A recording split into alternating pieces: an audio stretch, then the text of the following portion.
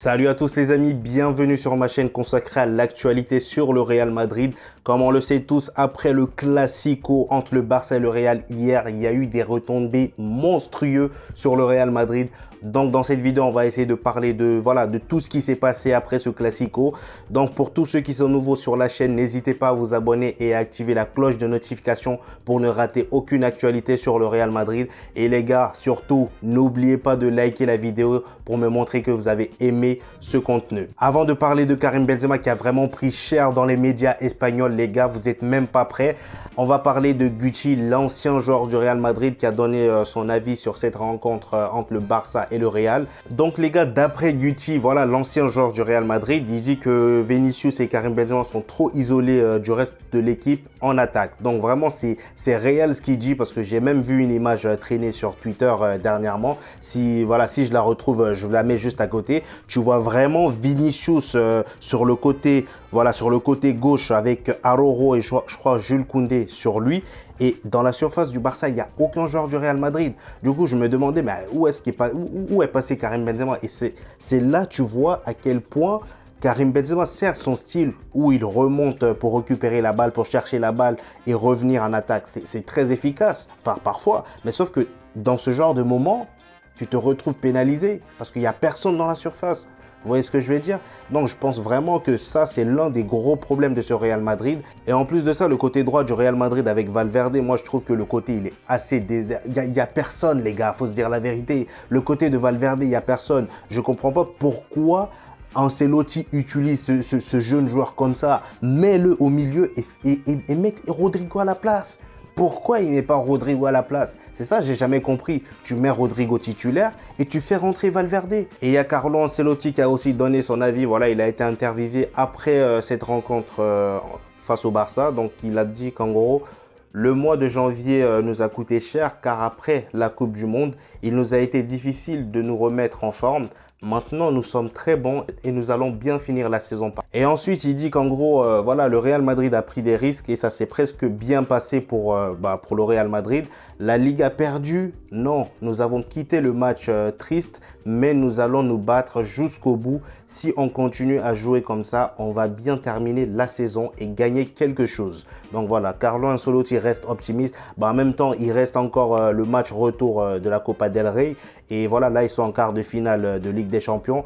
La Ligue des Champions, c'est bien parti. Là ils vont jouer contre Chelsea. Chelsea, même si voilà, ça reste assez moyen, mais je pense que c'est quand même un match piège. Voilà. Mais la Copa del Rey, si ils la jouent vraiment à fond, ils peuvent revenir et battre le Barça. Vous voyez ce que je veux dire? Donc, on espère toujours. Toujours avec Carlo Ancelotti qui dit nous n'avons pas gagné le match parce qu'il y avait un hors-jeu sifflé dont nous avons encore des doutes et avec lesquels nous allons rentrer à Madrid. Donc, voilà les gars, le hors-jeu vraiment pour tous ceux qui regardent la vidéo, dites-moi dans les commentaires si selon vous, il y a vraiment hors-jeu. Parce que moi, je trouve ça abusé pour quelques centimètres. Même les centimètres, je le vois pas. Vous voyez ce que je veux dire? J'ai pas vu où est-ce qu'il y avait hors-jeu. Et en plus de ça, le problème c'est que dans l'extra sportif, en dehors du terrain, le Barça est poursuivi pour ce genre de choses.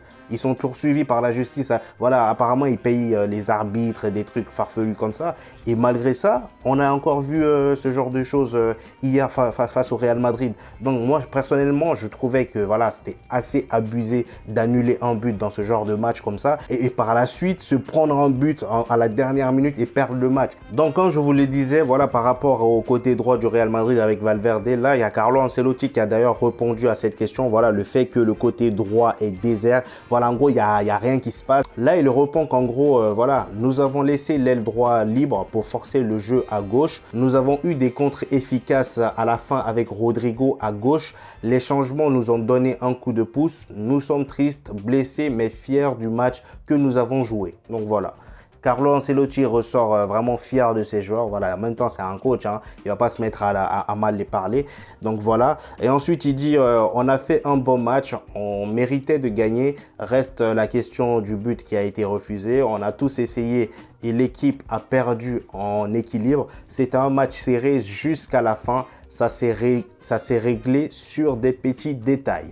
Donc voilà les amis, les déclarations de Carlo Ancelotti après ce Classico. Ensuite, on a Thibaut Courtois qui a également dit je suis content d'aider l'équipe, mais aujourd'hui, en gros hier soir, seule la victoire comptait. Il ne faut pas baisser les bras car on a une équipe et il reste encore 2 mois importants avec la Coupe de Roi et la Ligue des Champions. Exactement ce que je vous disais tout à l'heure. On l'a demandé si selon lui la Liga est déjà perdue. Il a dit si la Liga est perdue, oui, il faut être honnête. On va continuer à se battre jusqu'au bout car rien n'est impossible, mais c'est très difficile.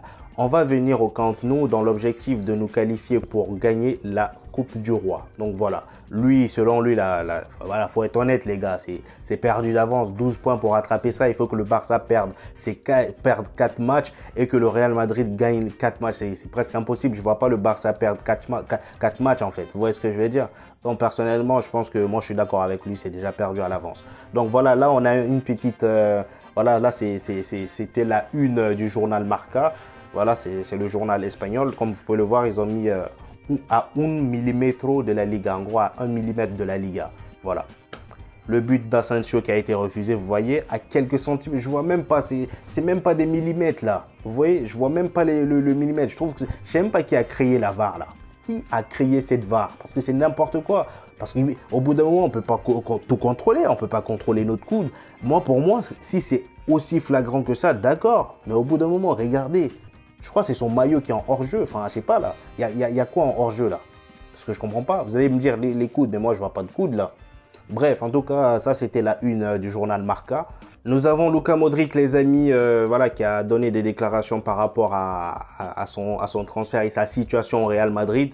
Luka Modric, en gros, il a fait comprendre qu'il souhaitait rester au Real Madrid et il n'avait même pas besoin d'augmentation. Il a dit, je veux pas d'augmentation. En gros, voilà, c'est en anglais, hein, je vous traduis en gros. Il dit, j'ai même pas besoin d'augmentation, je veux juste rester et prolonger. Donc voilà, Luka Modric, encore la preuve que c'est l'homme de la Casablanca. Cet homme, il aime le Real Madrid. C'est ce genre de joueur qu'on aime. C'est ça qu'on aime. Vous voyez ce que je veux dire? Ce genre de joueurs qui sont prêts à laisser leur salaire intact, même à baisser même pour rester au Real Madrid. Nacho, lui, Dani Ceballos, c'est vraiment des cracks. Moi, c'est ces joueurs-là qu'on kiffe. Le Paris Saint-Germain devrait prendre exemple sur ce genre de joueurs. Vous voyez ce que je veux dire? Des joueurs qui mouillent le maillot pour le club. C'est ça qu'on appelle un joueur. Et comme vous avez pu le voir les amis, Guardiola était présent hier au Classico, voilà, comme vous pouvez le voir à l'image. Il était présent, je ne sais pas pourquoi, de toute façon il n'a pas rencontré le Barça ni le Real Madrid. Ah bah si, tiens, il pourrait rencontrer le Real Madrid, c'est bizarre. En Ligue des Champions, s'il gagne face au Bayern, c'est qu'il n'est pas gagné, hein, jeu de mots, voilà. S'il gagne face au Bayern, il pourrait probablement, sûrement rencontrer le Real Madrid parce que moi je pense qu'ils vont gagner face à Chelsea.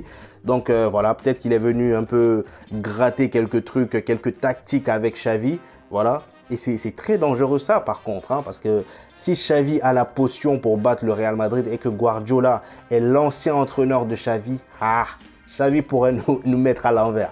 Xavi pourrait nous la mettre à l'envers. Vraiment, il faut faire attention. Et aussi, les amis, Vinicius n'a toujours pas prolongé et il se murmure que le Paris Saint-Germain lui a fait une offre avec un salaire de 33 millions par saison. Énorme. Énorme, mais connaissant Vinicius, les gars, lui aussi, c'est un joueur qui kiffe le Real Madrid. C'est l'homme de la maison. En plus, là, au Real Madrid, il est mis en valeur. C'est presque le taulier. Il n'y a que le danger niveau attaque vient que de lui. L'important, s'il l'a au Real Madrid, l'argent, ils peuvent le donner. Voilà, le Real Madrid n'est pas non plus un club voilà, en manque d'argent. Je pense que vraiment, il va rester. C'est juste une question de temps. Et pour finir, les amis, parlons de Karim Benzema qui a reçu une note, tenez-vous bien, de 0 sur 10 par le journal AS. C'est un truc de fou. Apparemment, d'après eux, Karim Benzema ne serait pas assez, comment dire, face au Barça, en gros, il n'est pas là-dedans. Il est trop lourd. Quand il court, tu sens que, voilà, il n'est pas aussi futé que l'année dernière. Il a été énormément critiqué jusqu'à ce qu'ils lui ont donné une note de 0 sur 10. Moi, personnellement, je trouve ça abusé. Tout le monde l'est tombé dessus sur, voilà, à Madrid là-bas. Moi, je trouve ça assez abusé quand, voilà, c'est pas objectif, on le sait tous. Même si, voilà, il a été nul, 0 sur 10, c'est quand même abusé. Au moins un 3 sur 10, d'accord, mais 0 sur 10, c'est n'importe quoi. Et voilà, c'est ça le problème. Karim Benzema, moi j'ai toujours dit, il faudrait que le Real Madrid achète un bon remplaçant. Quelqu'un qui pourrait supporter Karim Benzema ou voilà, venir à... Vous voyez quand Karim Benzema n'est pas dans un bon jour et qu'il ne donne pas ce qu'on veut de lui comme hier. Hier, il n'était pas bon, on va se dire la vérité. Voilà, on aurait pu le sortir et faire rentrer un bon remplaçant à sa place. Mais t'as pas de remplaçant, t'as que Mariano sur le banc. Tu vas faire comment? On est obligé de faire avec. Vous voyez ce que je veux dire? Du coup, ça fait que là, on est pénalisé par ça. Quand Karim Benzema est bon, c'est bien. Quand il n'est pas bon, bah on est foutu. On est foutu. Donc voilà les amis, c'était tout pour aujourd'hui. Si vous avez aimé la vidéo les amis, surtout lâchez un petit pouce bleu, activez la cloche de notification si ce n'est pas fait pour ne rater aucune actualité. Vraiment dites-moi dans les commentaires ce que vous avez pensé de toutes ces news. Est-ce que le 0 sur 10 est mérité pour Karim Benzema? Qu'est-ce qu'il faudrait faire dans ce Real Madrid pour changer voilà toute cette situation, tout ce qui ne va pas pour le Real Madrid en ce moment? Dites-moi tout ça dans les commentaires et surtout, j'hésiterai pas à vous répondre. Likez, abonnez-vous les amis pour plus de news. Peace.